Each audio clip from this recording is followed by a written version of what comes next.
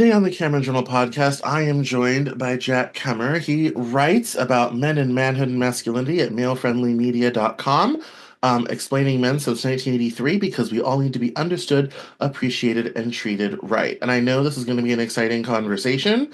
Longtime readers and listeners will know that I have been writing about men, manhood, and masculinity my whole career, and I used to write for the Good Men Project, among other things.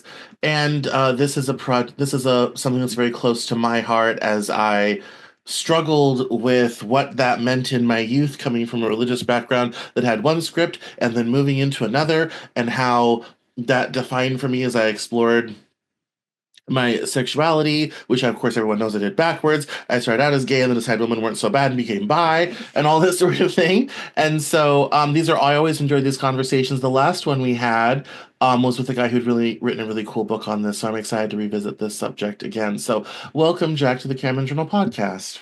Well, thank you, Cameron. That sounds like a pretty interesting introduction of yourself that I hadn't read or heard yet. So Well, this is going to be very, very interesting to me too.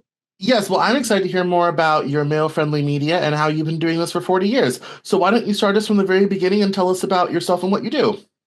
Okay, so when you say from the very beginning, I can trace the beginnings of my interest in male gender issues to about 1959, 62, something like that. Do you want to go all the way back there? Yeah, okay. I do. All right.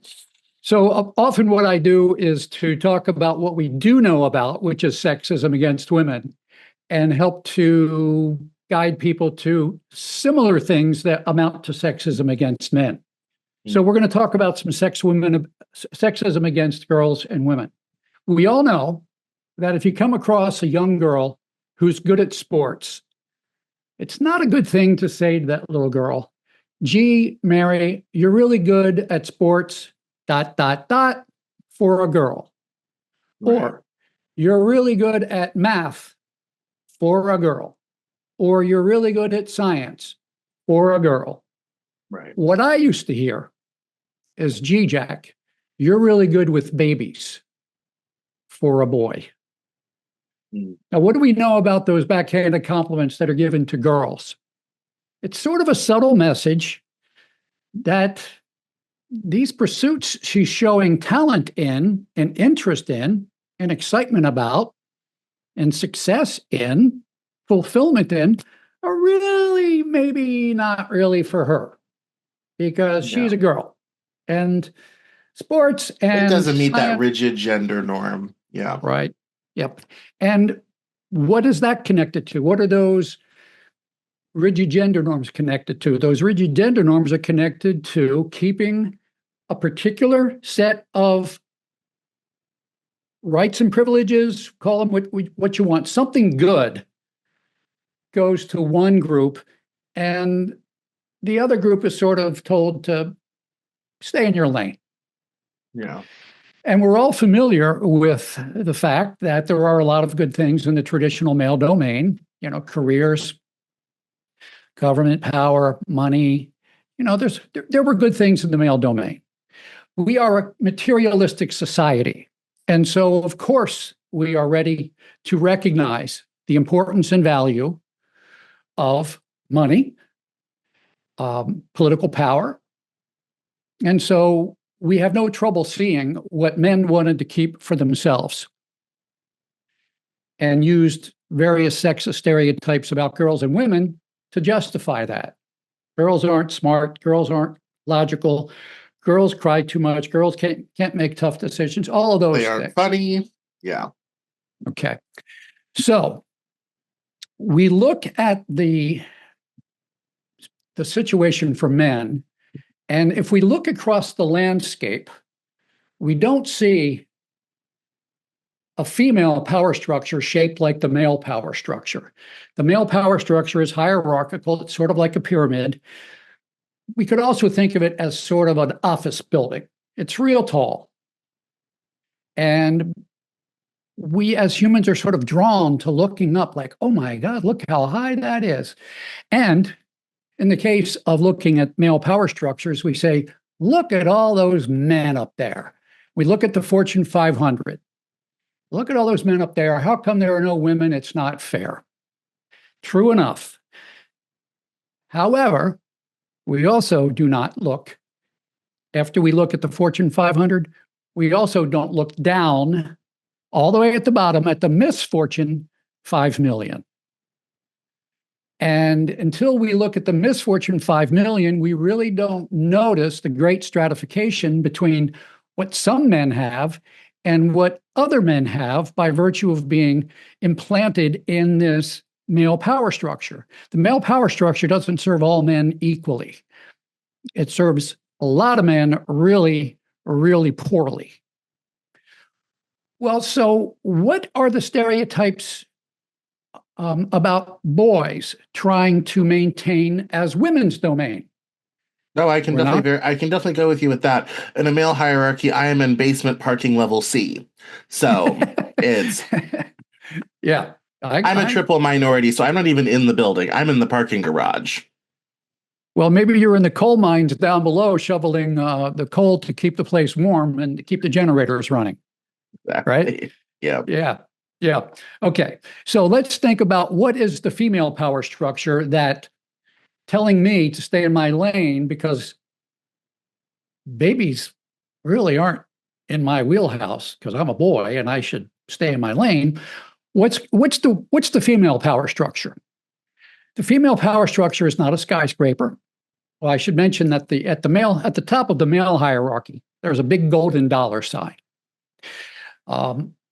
It can, stand for money. It can stand for all kinds of external power, political power, military power, physical power. The female power structure is not a tall building that you can see from miles around, because the female power structure is not tall. It's not vertical. It's much more lateral. The female power structure, rather than a skyscraper, is much more like a convention center, which might have only 2 or 3 stories, but it is expansive, wide. It covers 14 acres. And it has really no top. It just has a flat roof above the second or third floor. But what it does have, where instead of a dollar sign at the top, like the male power structure has, there is no top in the female power structure, and there is no dollar sign. What there is that also symbolizes wonderful power that we, as a materialistic society, far too often ignore or downplay or pay no attention to or deprioritize at our peril. It's a big red heart at the center of the female power structure. So that is the way I see what needs to transpire even today for men. Since the 1960s, even before, we have done a fairly good job as men at acknowledging that all of those stereotypes we had about women, not strong, not tough, can't do math, aren't logical, all of those stereotypes have been pretty proven to be probably not much more, if any at all, true about women than they are about men as a whole. So we have had to sort of say, okay, come on in. The government is requiring us now to let you come in here. A lot of men were expecting women to fall on their faces, but they did not. They've demonstrated tremendous capability in arenas which they were thought to be unsuited for. So men have gotten over a lot of the ways in which we thought we were superior to women. We have not done nearly as good a job as getting over all of the stereotypes that women hold about how they are superior to men, which are used by women, by men, by the culture, by our policies, by our customs, by our institutions, to justify men not having full and equal access to the wonderful world of the big red heart. And that's our challenge. And the world will be a much better place when we complete this enterprise of not limiting people by virtue of their sex, aka sexism. Well, I uh I will say that I def one of the areas in all the people I've interviewed on this subject, and I fortunately worked for someone who worked in this area. This really comes out in the family court system.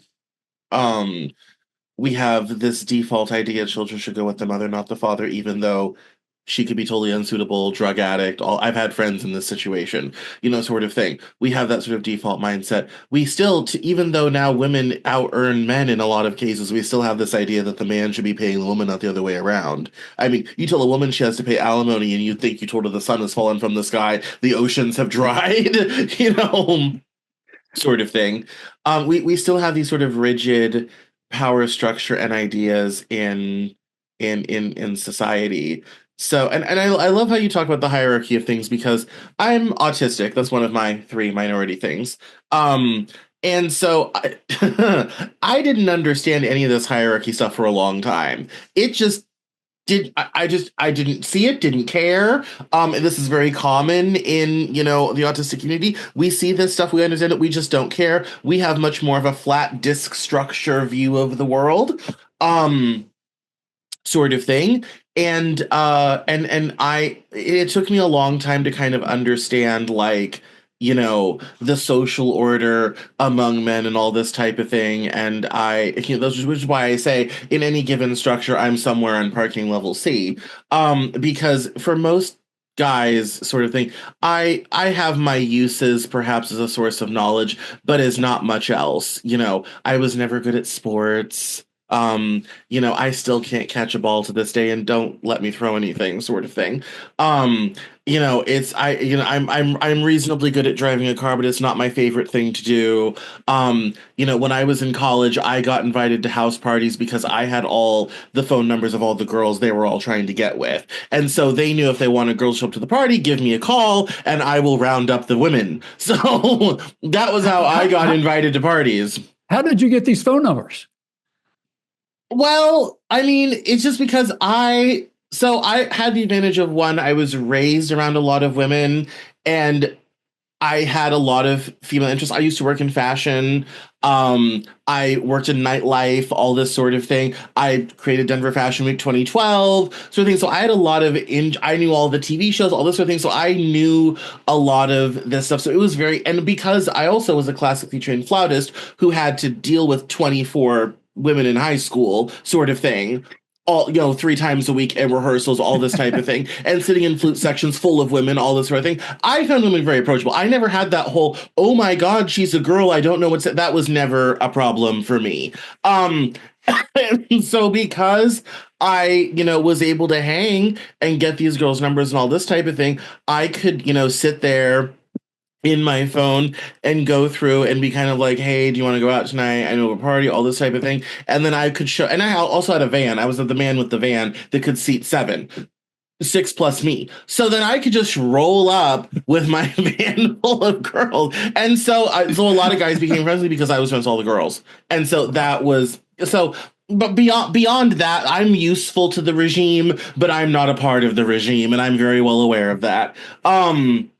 And so I didn't necessarily understand all that. It took me a great many years and a lot of trial and error to kind of understand, how narrow and small that platform is at the top. And then I kind of also saw the reverse of it. I also saw the dark side of what it takes to kind of make it in those structures, especially corporate structures. I work with someone now who, has been in corporate America for 40 years and talks about how absolutely soul bone crushing it can be.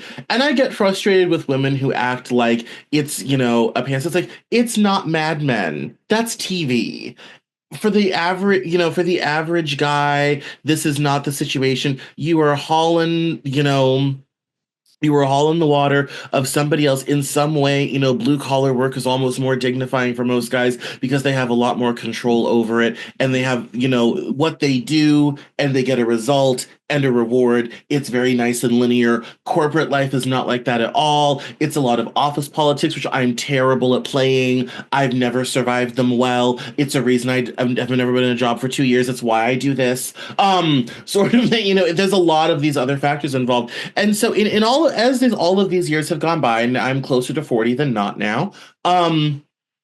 I kind of, when I look at these conversations, particularly online, it's kind of like, yeah, you may be sitting in the boardroom at JP Morgan Chase in New York, but what did you have to do to get there? And the reality is, and I found this being in an executive role, it's how did I get here? Because I answer emails at 9 o'clock at night. You miss kids' events. You may have gone through a couple wives because your work schedule is insane. Doing this with the time intensity that it takes has killed more than one relationship. It's like if you want to play at that level, you sacrifice an ungodly amount of yourself, the things you love, all this type of thing to get there. And thought I was going to sneeze. I think a lot of people don't see that. And what I find funny is that when you have these conversations with women executives and all this type of thing, it falls into two camps. The woman who's like, yes, girl, you can do this, you can make this, you can figure it out, and she has a staff of 5 helping her. Or the woman who expresses a masculine of suck it up, figure it out, you don't need to go to everything. And she gets criticized for being so uncaring, sort of thing. So it's kind of almost like a lose-lose situation. These things are very hard to figure out. And I used to think there was some sort of answer, something we could get to in society that would figure out some sort of at least reasonable equality or equanimity in all of this. I don't know that that's possible. Like, there are things that men are good at. There are things that women are good at. Sometimes there's crossover, sometimes there's not. I think we have to treat individuals as individuals and not as a monolithic group. That helps no one. But it's not, there's no easy solutions to this. I agree. The women's movement and its 60, 70, 80 years of travails and tribulations also found that there were no easy solutions to this. There have been solutions fairly well arrived at, but they weren't easy. They took a lot of blood, sweat, and tears on the part of the female activists themselves, but also the people who were impacted, namely men. A lot of men had a very difficult time adjusting. Yeah. So there is a solution to this, Cameron, and the solution is that we do part 2 of this 2-act play.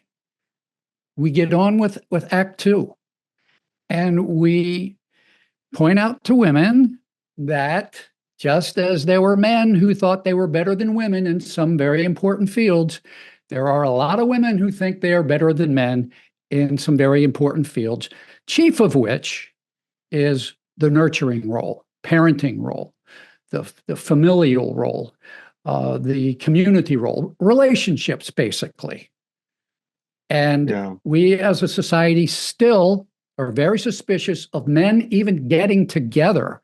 There is research, pretty recent research, that shows that everybody, including men, but women and men, are both much more suspicious about what's going on when men get together in male-only groups than when women get together in female-only groups. Hugely distrustful of men and relationships. Men need relationships. Human beings need relationships. Human beings are social creatures. And we see the deprivation of full citizenship in the world of relationships, aka the convention center. We see the results, the bad effects of that deprivation in all kinds of serious social problems.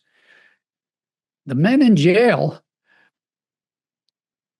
almost, like 90% are male. They're not there because they're having such a wonderful time with all of their friendly, fun, respectful, happy, loving relationships. They're there because they got no relationships, and the ones that they do have are often based entirely on whether or not they're making any money or not. Yeah. which really doesn't give them full access to the convention center. It really tells them, get over into that office building and bring me some money. It's wrong. It's bad, and it's got to get better. And I believe that the payoff for Act Two of this enterprise is going to be much more thrilling, powerful, dramatic, inspiring, and exciting than what happened in Act One. Because Act One was really just about money and all kinds of stuff that really doesn't make you happy. Whereas Act Two is about relationships. And the longest longitudinal study ever undertaken on what makes people happy has found quite clearly, according to the director of the program, his name is George Vaillant, at least he was a few years ago. He was interviewed by a fellow named Joshua Wolf-Shank, I believe it was, from the Atlantic magazine, who asked this director, George Vaillant, what have you found out about what makes people happy? Without batting an eye, he said, the only thing that makes a difference is your relationships. Yeah. So that might help explain a little bit about why women live longer. It's not just testosterone. It's not why do men get involved in more violence and fighting and strife and end up more in jail? It's not because of testosterone. It's because we are lacking in relationships. We are lacking in human touch. We are deprived of many of these things as a way of getting us to go to this godforsaken coal mine and office building that we are told is such a wonderful place. Oh, you're so lucky to get to go there. No, not necessarily. Some men are, some men dig it, some men love it. God love them.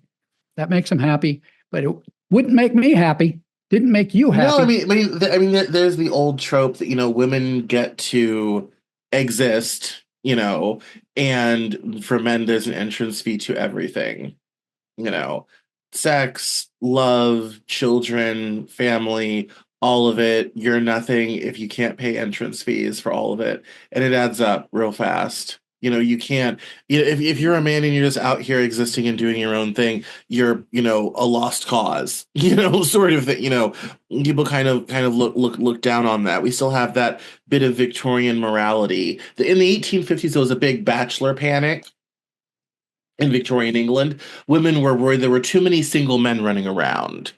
Not good. Needed a wife, sort of thing. At one point in Argentina, they tried to tax bachelors. In order to avoid the tax, you have to have been denied a proposal in the last 12 months. Well, women being enterprising set up small shops. I'll deny you a proposal for so many dollars, sort of thing, to avoid the tax. But they wanted men to get married, so they decided to tax bachelors, sort of thing. This backfired spectacularly. What would you say about the possibility that they wanted men to get married, so they also sort of turned a blind eye when gay men got beaten up? Well, yes, but I also think there's a big, I don't know if you share this idea, but there's this big sort of, and you see it kind of cropping back up now, this whole idea of, if we're going to have a functional society, everyone has to be married, preferably in a heterosexual marriage, married in a family with children, because if we have too many single anybody's running around, it's a disaster, sort of thing. And that was definitely, in the 19th century Victorian England, a big priority for society ladies of the time who had the bandwidth to worry about such things. And there were articles written in magazines and newspapers about, encouraging men to get married, and oftentimes that was a burden. That was, men were judged less for being unmarried than women. If you're a woman and not married by 25, you're a spinster. If you're a guy who's not married, you're a bachelor. So even the language is more favorable, sort of thing. But even though there was more favorable language, there was this whole idea, as a man, like, if you're not married, there's kind of something wrong with you. And I ran into this myself because I'm 37 in 2 months. I'm unmarried and have no children. And people still think that that's just like, oh my God, like, what have you been doing with your life, sort of thing. And so we kind of have this idea that, not only that for men there's an entrance price to everything, but that you can't live your own life. You can't just exist. You can't just do your own thing. You only have value when you make money and you have on all of these things. There's, I think, a lack of levity, a lot, and I think that is, a bit difficult. Contrast with guys who would love to be married and have children and can't find anybody. And I have a dear friend of mine who's going through that right now. Sort of thing. So you have we're in this very odd place right now where you have this wonderful economic independence of women, which I think is a good thing. We do not want to go back to the way it was, sort of thing. And it has completely reset our ideas of what we want out of dating in a relationship and whatever have you. And women are now complaining that men don't spend time learning how to be likable or how to, be sexy or whatever have you. And it makes a lot of guys be kind of like, well, I kind of like the old system where I just had to pay to get in. Because if I had money, I got in, sort of thing. Now, not only do I have to have money to get in, but you have to do all this other stuff. This is just, terrible. And that gets into the MGTOW men going their own way movement, and which I've written about extensively and all this sort of thing. So, yeah, I mean, this is a terrible interview, but what do you think about all this? Well, I think you're really raising some interesting points that I never heard about. I never heard about the bachelor panic in London. I never heard about the bachelor tax in South America. So this is fun for me to talk with you about this, and I'm learning a lot. What do I think? Again, I'll go back and say what I think is that we got to get on with Act Two. If men are judged only for how much money they make, they're not going to be happy. Yeah. And we see a lot of women who really aren't happy with the dating scene and the availability and non-availability of men. Well, yes, if all you're looking for in a man is his ability to make at least as much money as you, preferably more, can you be surprised that his focus in life is not on his heart, not on his soul, not on his hobbies, on his enjoyment, on beauty? Can you be surprised that he doesn't really have much contact with what he's really feeling? Can you be surprised that he wants to impress you at your first date with how much money he makes? And then you think he's bragging and he's got a big ego? No. He's ravenous for some approval and some attention, and he thinks he's going to get that by talking to you about what you and many women have conveyed to him, which is, he really just wants you for your money. Yeah. Act Two would include and will include and is now including, in small ways, women who are valuing and do value men and welcome men to bring their heart, their red heart capabilities into equality with women. And the beauty here, the payoff here is, this is not a zero-sum game, because to the extent that women don't want too much of a good thing, namely, a good thing is being able to have a great relationship with your kids and to raise a family. For a lot of women, that's really good. But too much of a good thing can be a bad thing. And so a lot of women want also to have a career. Some women want to have big superstar careers. Women who want to excel outside the home are going crazy trying to do it all, right? That's a phrase. Right. Can you have it all? I'm trying to do it all. It's very difficult to do it all. It's very difficult to be trying to get the promotion to be the CEO when you're worried about how your kids are doing at daycare. There are men like me who were told I was good with babies for a boy, lots of men who, even if they haven't had a taste of corporate life, just sort of naturally feel that they're just more nurturing, more loving, more kind, more interested in making other people feel good, scruffing a kid's head just to say, hey, how you doing there, Tiger? Whether it's a boy or a girl, just male energy is a good thing for kids. So recognizing that men have much more value than just how much money they make is key, and will be sort of the surprise discovery of Act Two. Oh my God, the kids are doing so much better with these men around. Well, I think the social standards about a lot of that has changed. There is a nascent stay-at-home dad thing happening because some women have better careers than men at this point, and so it makes sense economically for the guy to stay home. That's a very new thing. Polling shows that millennial and we don't really have a lot of Gen Z fatherhood yet, but we have millennial fathers, are spending more time with their children than their fathers and grandparents, which is something women complained about for decades and decades, and we're here, and it's, a new thing sort of thing, and there's, I think a new social standard and expectation of, involvement, in children and caretaking and all this sort of thing.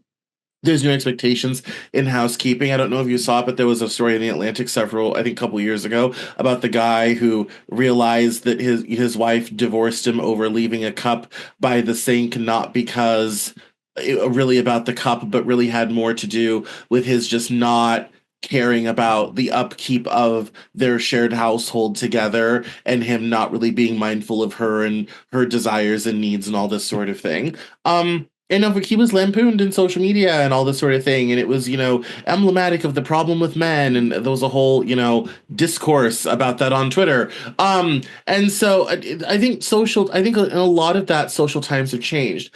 I think the problem, to your point, I want to get your feedback on this, um, is the social expectations have changed, but I don't think a lot of guys are seeing any benefit or even good PR or goodwill, for doing all of that. It's like no matter what standard you reach, the standards will only get higher. So, what I think is very much along the lines of what you just pointed out. No matter what men do, we're going to get criticized. Why? I think it's because the criticism that we hear around us, all of the many stereotypes about men these days, are all centered around the need that some women very strongly feel, just like some men very strongly felt the need to keep women out of the office building. Right. Some women very strongly feel the need to keep men out of the convention center. How do we do that? You are not capable. You don't belong here. You're not good enough. You're clueless. You can't multitask. You left the cup on the sink. I'm out of here. You're no good. What's going on here? Women, even the nascent movement you talk about, is very important and good. But part of what has to happen probably in Act Two, Scene Two, is that some men who really invested very heavily emotionally and also sacrificed opportunities in the business world to make a lot of money, some of those men are going to experience what you talked about earlier, what happens in family court, what happens in divorce court. Their investments in their kids are not protected. We wouldn't expect somebody to invest in a bank or to place their money in a bank that's not insured. Men are leery. Young men are not yet leery, but they're getting leery because they're seeing what's happening to their young male friends who were very devoted fathers, but a divorce happens. And what do we hear from the mother? Well, sometimes we hear, well, of course, George, we're going to have joint custody because you're such a great father and the kids need you. That's a good thing, and those are the kinds of women we need a lot more of. It's not all women by any means. And so a lot of women, and this can even be true of women who have fabulous careers, who really did rely on the man to be at home taking care of things, they can still have their feelings manifest by their utterance of, well, I'm the mother. I'm the mother. Just sort of asserting an assumption of, well, of course, I'm the better person here. You are okay, but you're not as good as me. Now, let's also keep in mind, we did talk about the men in the Misfortune 5 million. Let's also think about the fact that many of the men in the misfortune 5 million are in relationships, at least parenting relationships, even if there's no romantic relationship left anymore. They are in relationships with women who have no career. They don't even have jobs. Their job is entirely to be a mother. So we talked about the corporate hierarchy and the corporate power structure. If you think about what goes on around the big red heart, it's a network of little tiny hierarchies with a woman at the top of just about every one. She's alone in the C-suite. She's calling all the shots in her little corporation. The children are her clients, her customers. Where's the man? Well, he on the organizational chart, the man is sort of on a dotted line to her because he's really just a vendor. He's a vendor. He supplies money. Right. If I'm lucky. Yeah. We have to recognize shareholder that, at most. Yes. Yeah. Minority shareholder, right? She's got at least 51%. And she controls the board. There really isn't a board of directors. So the CEO and CEO metaphor might not be wrong because CEOs have boards of directors. She's more like what? An oligarch. I don't know. She calls the shots, and it's understandable that women don't want to give that up or share it, because feminism taught us that nobody gives up power willingly, but there is the option of sharing, and smart people won't give up power, but they will share it, because if they share it with somebody who's also good at sharing and is into the sharing mindset, synergy happens. And instead of us squabbling about how big of a piece of this pie do I get and do you get, we don't worry about this one stinking little pie. We have the energy and the synergy to build a bakery. We can create lots of pies. We make more and more happiness, more and more power, more and more options for each other, more and more love, more and more intimacy, more and more trust and respect for each other. We don't squabble over one little pie. So sharing the advantages of the female power structure with men is essential.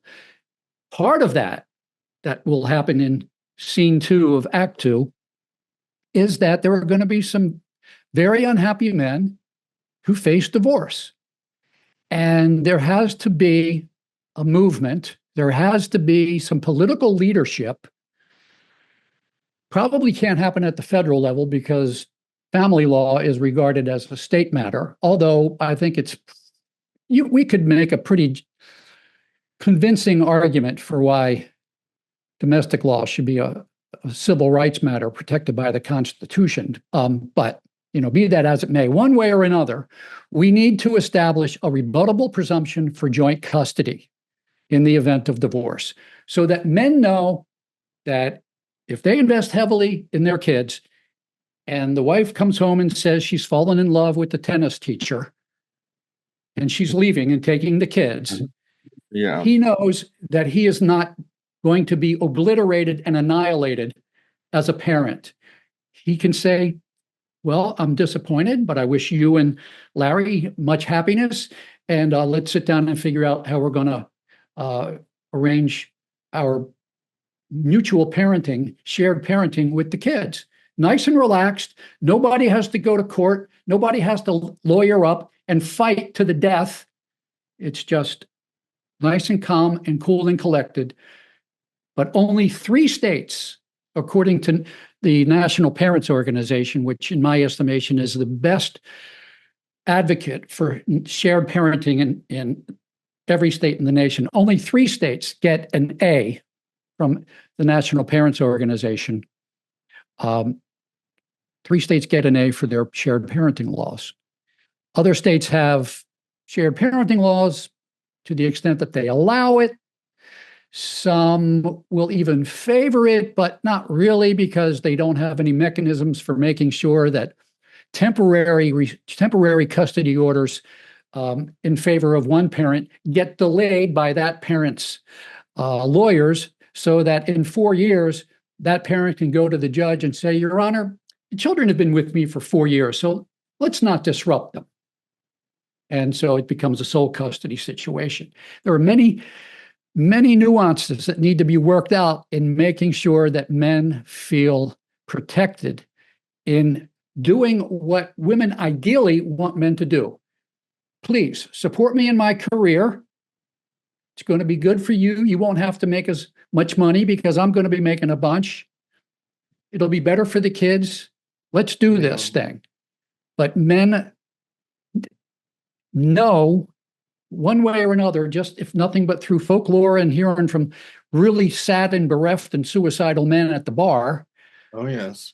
That they're in danger if they just give up all of the benefits of being in a well-paying job, even if they hate it, to go over here to do something they would much more prefer to do because it's about love and relationships and the big red heart. But they can't. They can't invest there. It's too freaking dangerous. And so when women say, "Oh, you just won't spend time with the kids," well, the culture really doesn't value my time with the kids. And I know that because I've seen so many fathers who made that investment get wiped out, some of whom have even committed suicide. We got to take care of that. But if we can take care of that, which will be very difficult for women to allow because they're not just giving up that stupid dollar sign in this crazy, wild jungle of a corporate hierarchy, the male hierarchy, the competition, the stratification. They have to give up their CEO spot in their little office, very close to that big, beautiful, warm red heart. No, and in some cultures that was codified culturally. In Japan, because of the work culture, women had complete control over the home. That extended back to antiquity in Japan, because especially if you were in the night class or wealthier, men would be gone for a long time on war campaigns. So women had complete control over the home. How it manifested in the modern society in Japan, this is not as true as much as it used to be, is that women would literally move and leave a note for the husband who would come home whenever, and it would be on the door. We now live at, 234 Shibuya Lane. Come see us there. We have moved. And he would then have to pick up and go take the train to wherever they have moved, because she could move how she could do whatever she wanted to with the home. His only job and obligation was to do whatever it took to make money and keep moving up their corporate hierarchy system, which is based entirely on age and seniority. So in Japan, that was culturally codified. And now, because of the baby bust and all this type of thing, and women struggling in careers because Japanese corporate culture is so competitive and so fierce, the Japanese government is now trying to shift that.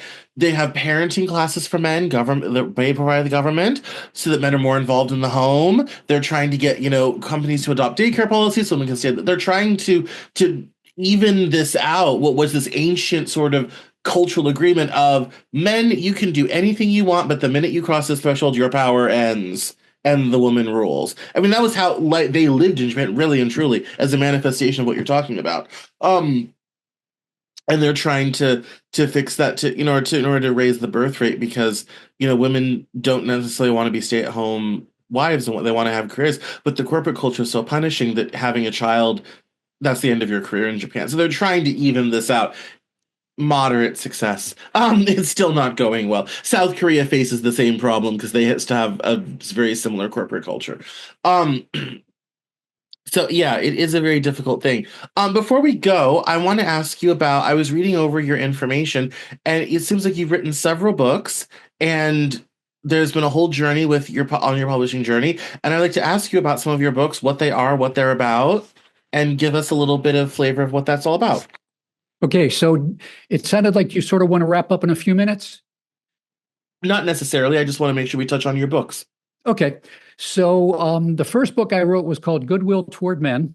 It was a book of interviews with 22 women, most of whom identified as feminists, and they identified as the kind of feminist that I call Betty Friedan's feminist. Betty Friedan, of course, the woman who wrote The Feminine Mystique, the book that's largely credited with really sparking the current stage of the women's movement. Really, truly interested in equality between the sexes. She went on to become a co-founder of National Organization for Women and the first president of the National Organization for Women. So these women that I interviewed were basically that kind of feminists, true feminists, genuine feminists, really interested in fairness and equality between the sexes. I came across these women by reading things they had written or hearing things they had said. I wrote to them and said, would you be interested in being interviewed for a book I'm planning on the subject of not just women's disadvantages as women, but women's advantages as men, and not just men's advantages as men, but men's disadvantages as men? Would you be willing to talk about that? The response was enthusiastic. And I had more women than I could put into the book. I had to not include some of the interviews that I did. My editor was sending me notes on my chapters. He would return them to me. This was back in 1993 when we were finishing up the book. So, there wasn't a whole lot of email. So we did things on paper, got my chapters back. He was writing notes on my chapters saying, I am getting incredibly excited about this book. It was a nice book. It was a really nice book. We got lots of good blurbs from pretty important people about this book. And it was published. But immediately after it was published, the staff, I think particularly the marketing and the sales staff, I do want to give a shout out to the head of PR, who was not a member of this bad group I'm going to tell you about, who actually got me on the Today Show because she was not ideologically against my book. But many of the staff in the marketing and sales staff, apparently, it was all sort of in a black box to me, but I got this message that my book was sort of being canceled. It wasn't going to be promoted. It wasn't going to be put into sales channels. I was crushed. I was crushed. I was canceled before canceling was a thing. This was in early February 1994. Okay, so my second book, I wrote in catharsis as a way of trying to gain some catharsis over this outrage that had been perpetrated upon me, thinking about what had happened and how it had happened and what forces were involved. I wrote a very pithy, wry, somewhat sarcastic, not really sarcastic, just very pithy and wry. Didn't go out of my way to say anything in a really nice way. I just said it as straight as I could say it. I wrote a book called If Men Have All the Power, How Come Women Make the Rules? That's a good title. All the men at the publishing houses, men, have largely female staffs who are willing to work for very little money because they get to have an influence on what gets published. Many of them come out of gender studies programs at the Seven Sisters colleges. And they're very heavily invested in feminism, and they're willing to give up good salaries for the privilege of advancing the smashing of the patriarchy. So I wrote this book, If Men Have All the Power, How Come Women Make the Rules? I found an agent in New York to take it on. She said, yeah, I can sell this book, no problem. I said, her name was Nancy Love. She's deceased now. She was an old-time, a real force of nature in the New York publishing industry. A really wonderful woman. I said, Nancy, what's your normal percentage in selling a book? She said 15%, just like everybody else. I said, well, I want you to take 20. She said, why? I said, because I want you to have an incentive, because this is going to be a hard book for you to sell. No. I can sell this book. Don't worry about it. Well, she couldn't get it published. In fact, She sent me a note from one of the supposedly all-powerful men at Warner Books who said, he actually said this in a note, I am paraphrasing somewhat. I could read it to you if you wanted, but I'm paraphrasing to the best of my ability. Yeah. I'm not particularly crazy about the one-liner approach. I mentioned that it was very pithy. I'm not particularly crazy about the one-liner approach, but there is a lot of truth at the heart of this book. But the amount of rancor this book would inspire among the women in-house would be enormous. Yeah. I'll let one of my male competitors be the one who gets pummeled. He Right. didn't know that he didn't know that my other editor had already been pummeled for a much nicer book. Mm. And then I wrote a book for young men called Heroes of the Blue Sky Rebellion. And it's basically a book for young men. I sort of targeted it, I said on the cover, 13 to 23, maybe, an old 13, a young 23.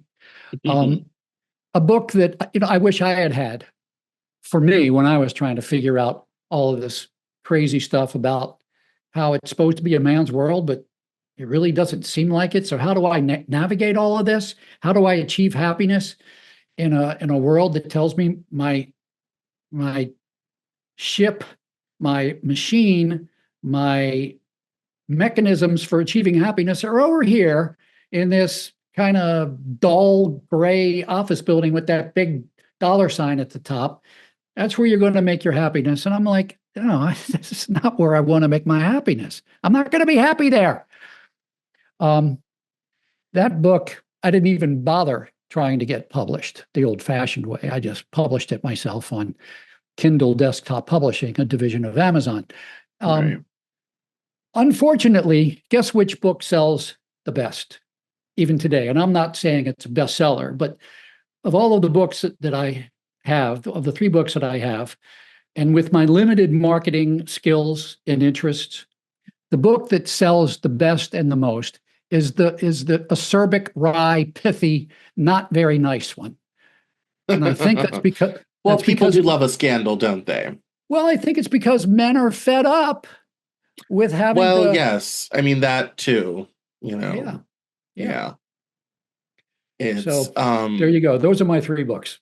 yeah, no. I mean, I'm not. I'm so glad you kind of broke that down for us. I'm not surprised. When I got into the writing industry in 2005, it was already at that time really becoming a girls' club. And it has gotten much worse in the intervening 20 years. Um, since I got into this industry. And yeah, I mean it is I'm not at all surprised about that.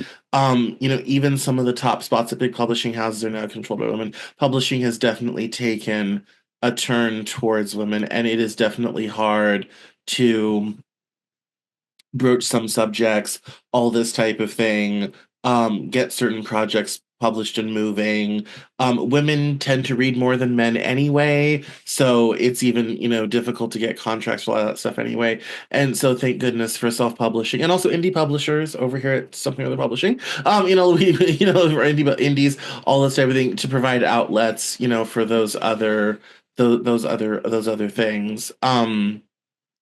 It's yeah, I'm not all surprised. This is I one of the people I had on very early in the show is a guy named Paul Elam who runs a site called A Voice for Men, and he kind of is the progenitor of what we call the manosphere.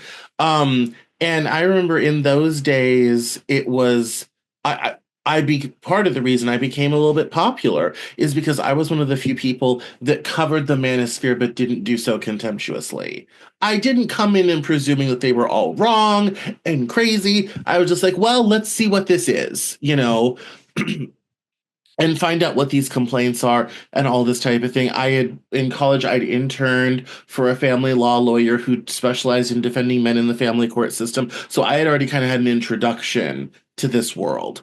And he had lived it. He was on wife number 2. And so, so it was, I definitely, had kind of already seen it. And that was, and I will say, even 10 years ago, those sorts of things were controversial at the time. I've gotten criticized on social media for ever having him on the show.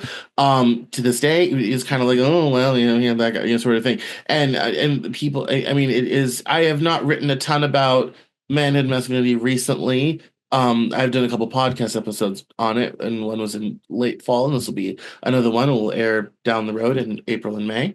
Um, but yeah, it was quite controversial at the time. It's a very tough subject to bring up. Most of these conversations, I don't know if you find this, but I find half these conversations about gender start from women are good, men are broken, and wouldn't we fix all the problems in society if men would just dot dot dot insert your complaint here. Um, and we never have the conversation about, okay, if you want to achieve that goal, what are you bringing to the table? And it seems, and not saying this is all women, but in social media conversations, there are women that get rather offended that any expectation would be placed on them in these conversations. And I find that endlessly fascinating. Because I would never go to the table of society and ask for something without being prepared to offer something in return. Well, I have adopted the strategy of, to the best of my ability, ignoring them, because I do not believe that many of them are sincerely interested in a dialogue. Their purpose is they are like the sappers, the cannon fodder that Big Pharma puts out on the front lines to do nothing but harass and distract men in our effort to advance toward the convention center. They harass, they distract, they tie us up in pointless arguments that go nowhere and aren't intended to go anywhere, because they don't want us going anywhere. They want us to certainly not go forward, and preferably they want us to go back, and they can help us be pushed back and pulled back and thrown back by provoking craziness amongst our troops. Yeah. Well, look at this crazy guy. Did you hear what he said about how women behave? That's so misogynist. You know, I try not to, I try to find people like you to talk to. No, I don't blame you. I don't blame you for sure. We'll do this subject, then we'll close it out. This could go long, but we'll start with it. Well, we've got a crisis with young men today. I mean, I saw it in my own generation, 10, 15 years ago. And it wasn't great, sort of thing. And in my next book, America's Lost Generation, I write about dating has gone wrong, the economy has gone wrong. There's a lot of young guys that just don't know where to go, what to do, how to navigate this new world. They feel like they're under fire. It is no wonder they follow people like Dan Bilzerian and Andrew Tate, because the pathway forward for today's young man is not clear. What's your advice to young men in 2025?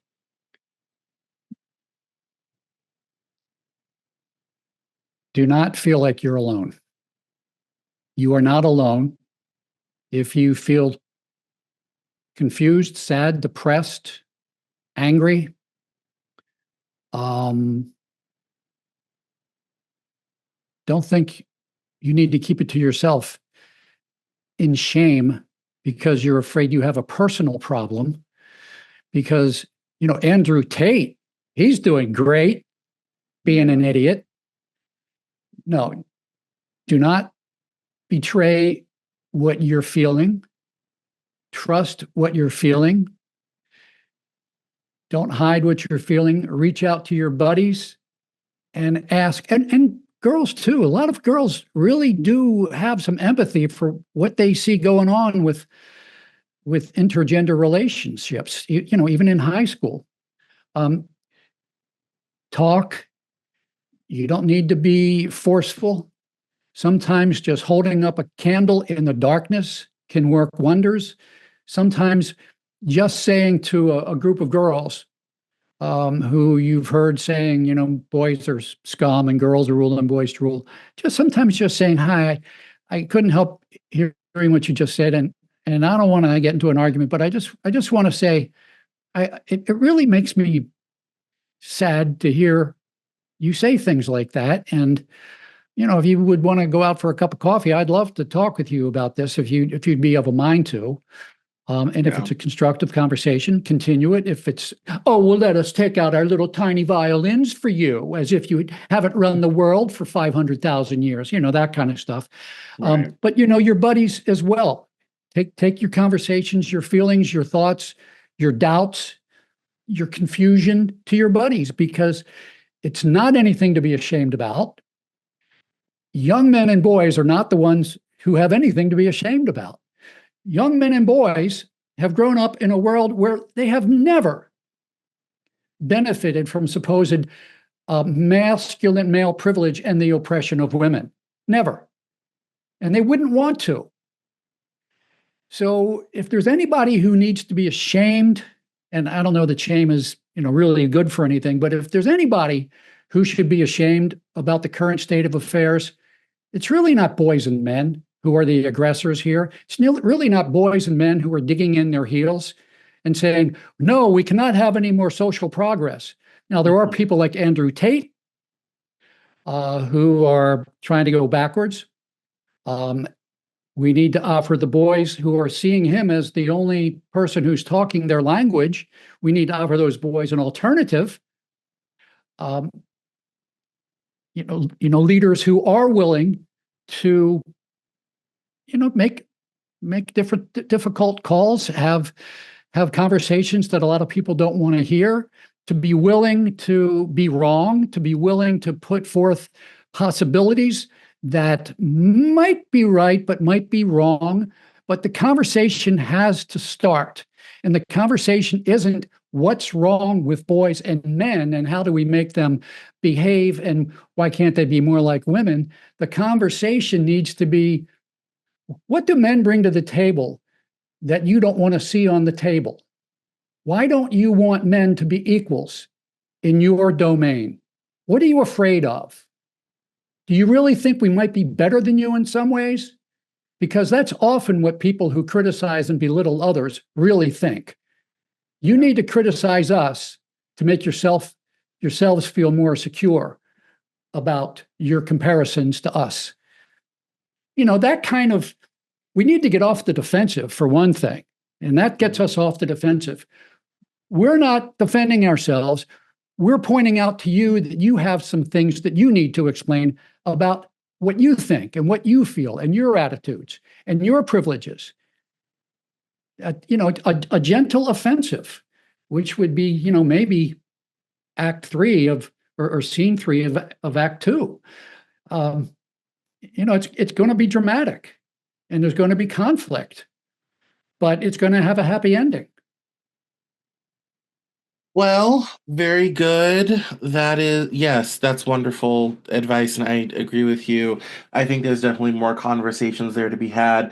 I think they can be incredibly positive, and I think for me, the dirty little secret is I think women will get a lot more of what they are looking for out of men in Yes. life if they had these Yes. conversations open up this way. I think they'd be surprised at Yes. the strides that could be achieved. But our Yes. current dialogue is entirely broken, and it's getting us nowhere fast.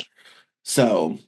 Well, we are going to wrap it up now. I'm so glad we were kind of able to move through that in a timely manner. Why don't you let us know where we can find you online and stay in touch with you? Okay, so it's Male Friendly Media. You can see it on the back wall here behind me. Malefriendlymedia.com. It's where I put the stuff I do. I put my podcast guest appearances, linked to your platform, Cameron. Not putting it on my website, but just linking from my website to your platform, so that all of the good statistics go to you. It's where I've put my essays. It's where I put my books. It's where I put some videos from my old YouTube channel.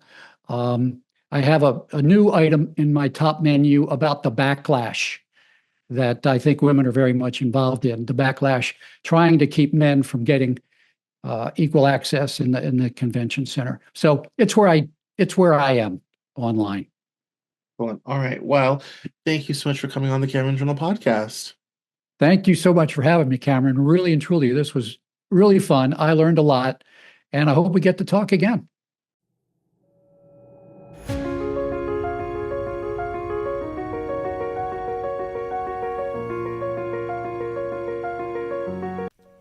That's all for this episode of the Cameron Journal podcast. Thank you so much for listening. Visit us online at CameronJournal.com.